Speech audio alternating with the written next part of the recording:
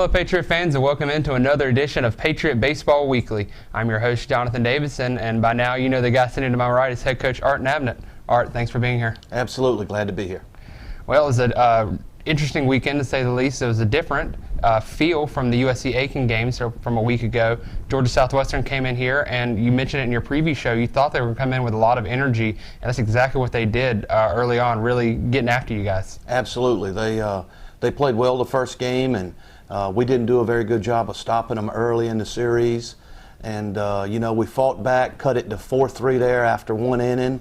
And I think we scored another run there in the second inning, and then game kind of settled down, and they were able to hold on there and win game one. Yeah, it was a wild start to the game, as you mentioned. 7 runs in the first inning between the two teams. 4 runs for them to start the game. Spencer Jordan, your starter for game one, got knocked around a little bit.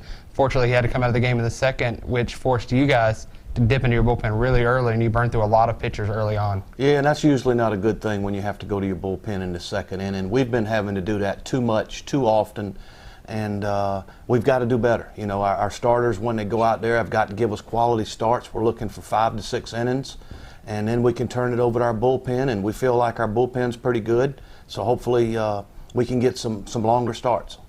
And your bullpen did hold, but unfortunately just in too much of a hole early on and was not able to fight back in that first game. Yeah, I thought our kids had some good at-bats. We wound up with, I think, 10 hits. We left a lot of guys on base. We just didn't get a key hit when we needed it.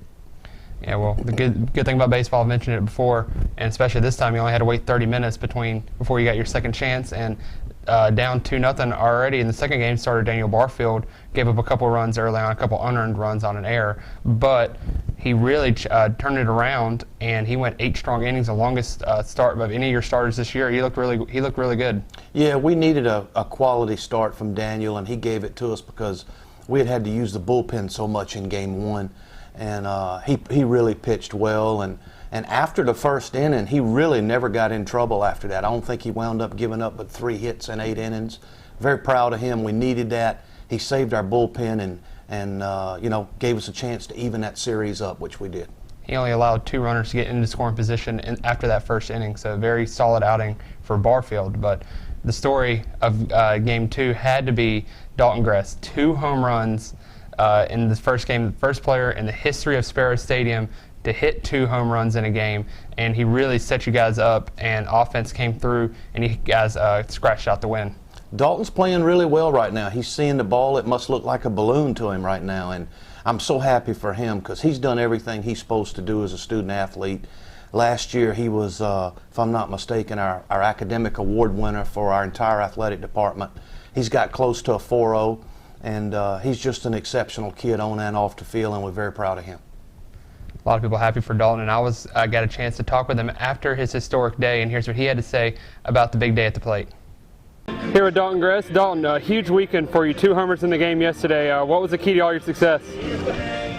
Well, just trying to take good swings in BP, and 2 runs yesterday. Wasn't going to win or lose this ball game. Barfield went out and threw a really good game, and just gave us a chance to win. It looked like both pitches that you hit out of the ball game yesterday were kind of inside. Yes. Kind of talk about some of the pitches and how you were able to turn on them. First ball was fastball up and in. I just tried to get my hands inside of it. The second one was a changeup down and in, and tried to do the same thing. 3 homers this week. What do you think? What do you think's the big difference? A little bit of luck, being aggressive with pitches you can swing, you go after, and sometimes you get lucky. Guys ended up taking 2 of 3 from Georgia Southwestern, winning the last 2 games. Talk about the overall team's performance. Yeah, that was big. I mean, it's not a secret. These past 5 games before that were a little bit rough.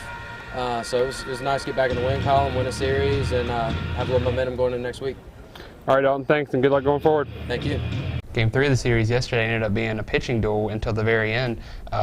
Jordy Santak got the start in Game 3, and he had another solid outing. He went 7 innings and really set you guys up early on as both teams traded blows early on, and then big hits came in the 7th inning. Yeah, Jordan, sometimes he'll get himself in trouble, but he does a really good job of working himself out of jams. He's done that several times this year. He's a fierce competitor, and he makes pitches. He seems to make pitches when he really needs to make them. And again, we needed a quality start from him, and he gave it to us. And I'm glad that our guys were able to strike for 2 runs in the bottom of the 7th to award him that victory, which he deserved. Yeah, and it was Marquise Curry and Luke Tolson that came up with the big hits. Luke had the go-ahead double in the 7th inning, and was happy to see those guys because they've kind of been struggling a little bit, especially Luke early on this year. Yeah, we've seen Luke really hit the baseball hard here in the past, and we keep waiting on them to heat up, and hopefully as the weather starts to heat up, Luke will start to heat up. And Marquise, we need him to show up for us every day and put the ball in play. And that's one thing I need to say about our hitters. We got to do a better job of putting the ball in play and not striking out so much and not popping up so much. If you make the defense play it, you have a chance to get on base, and that's what we got to do a better job of. One thing I noticed overall about the whole weekend, it was really a team effort. It seemed like a lot of people were in the stat column, not necessarily with just big hits at the plate, but it seemed like everybody that was in the lineup had a chance to do something, either getting the bunt down, making a big play in the field, and even just getting productive outs. A lot of times, you mentioned some of the pop-ups, but some of those that moved runners over, put guys into scoring position, it was good to see everybody kind of contributing. Yeah, well, when our offense is working properly, we're trying to keep runners in scoring position at all times. We want to hit and run a little bit, but that kind of stuff's hard to do when you're down 6-0 in the 2nd inning.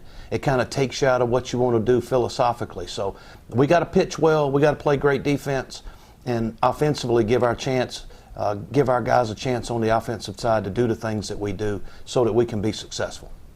Let's go ahead and turn our attention to this week after the 2 victories last weekend. You got Claflin tomorrow, short trip down to Orangeburg. Talk about what it's going to take to do that and who you're thinking about starting the game on the mound. Well, we're still not sure who we're going to start on the mound. It'll probably be Gordon Owens or Brandon Stutes. Hadn't made that final decision yet.